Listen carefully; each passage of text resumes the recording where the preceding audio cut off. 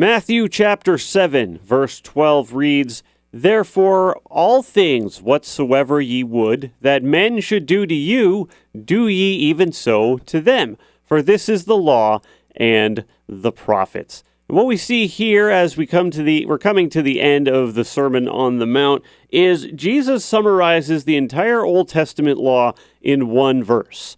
And this is often referred to as the Golden Rule. Here it says, Whatsoever ye would that men should do to you, do even so to them.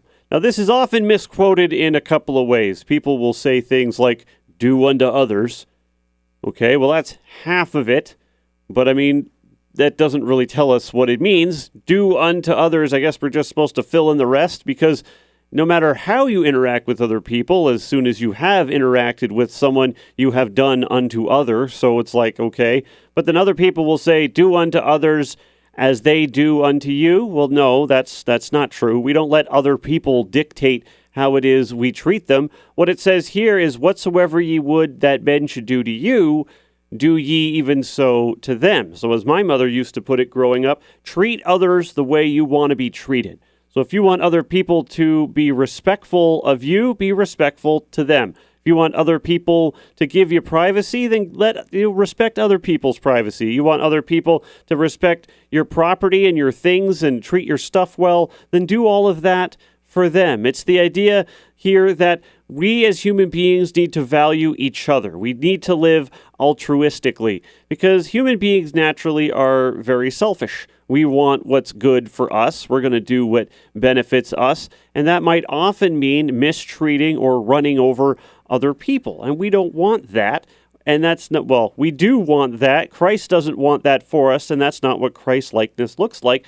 Now, this is actually the connection between this idea and the Old Testament is actually summarized well by the Apostle Paul over in Romans 13. Now, if you're acquainted with Romans 13, you'll know that in this chapter is where he discusses the role of government and why we have social order and how we need to be subject to the higher powers that God puts in place here on this earth. And part of the reason for that is that we as beings, when we are left on our own because of our sin nature, we end up being awful to each other.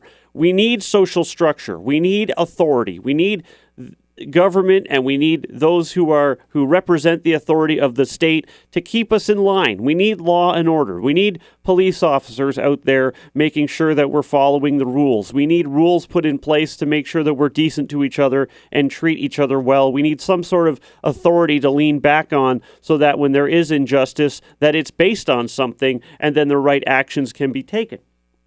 We need these things because all we have to do is look at a situation where society breaks down, how quickly it all just falls apart and how horrible people tend to be toward each other. But if we look at what the Apostle Paul wrote there from verses 8 and following in Romans 13, he says, Owe no man anything, but love one another. For he that loveth another hath fulfilled the law. He equates keeping the Old Testament law with loving each other. He continues in verse 9, For this thou shalt not commit adultery, thou shalt not kill, thou shalt not steal, thou shalt not bear false witness, thou shalt not covet. And if there be any other commandment, it is briefly comprehended in this saying, namely, that ye shall love thy neighbor as thyself. Love worketh no ill to his neighbor. Therefore, love is the fulfilling of the law. What the law teaches us in the scripture is that we need to treat each other properly. We need to value each other. If I legitimately love and care for someone else, I'm not going to commit adultery. Because when you commit adultery, you could be not only harming yourself and your partner in that case, but you could be harming your spouse and doing damage to your family and to your children and to their family and to their children and to their relationships. Adultery has a ripple effect. It can do a lot of harm to a lot of people. Also, I'm not going to go around murdering people. I'm not going to go around stealing from people. I'm not going to lie about people. And I like this one, thou shalt not covet. I'm not going to be upset for myself when I see other people with things. I'm not going to be like, oh, they got a nice car, they got a nice house, boy, I wish I had that, that's not fair, blah, blah, blah. What I'm going to say is, wow, good for them. I'm glad that they have that. I hope they enjoy that. I'm going to, continue going on in my life, doing what the Lord has me do. But you know what? They've got things, and I'm happy for them, and that's just all well and good. Congratulations to you. It becomes me being concerned and us being concerned about the well-being of others. And then if other people are concerned about our well-being and they're happy for us when things go right, then great.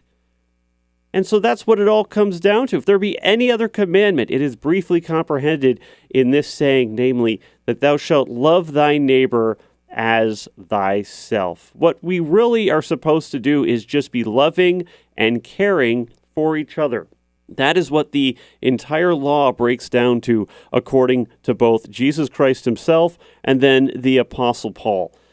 And all of these rules are put in place so that we'll treat each other properly. And we as human beings need that kind of guidance. We need to value one another, we need to love one another, and then all of that will fall into place.